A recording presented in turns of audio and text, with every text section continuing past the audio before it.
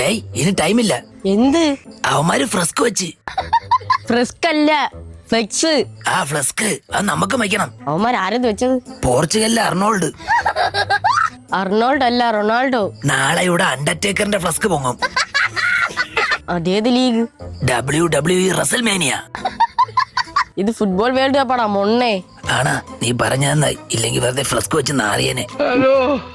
ഒരു കാര്യം ചെയ്, മഹേന്ദ്ര സിംഗ് സച്ചിന്റെ ഒരു കട്ടൗട്ട് അങ്ങ് ചാമ്പാ.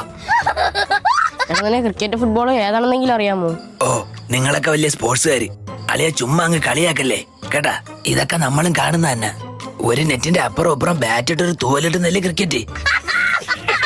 നെറ്റിന്റെ അപ്പുറം അപ്പുറം നിന്ന് ബാളിട്ട് തട്ടുന്നല്ലേ ഫുട്ബോള്.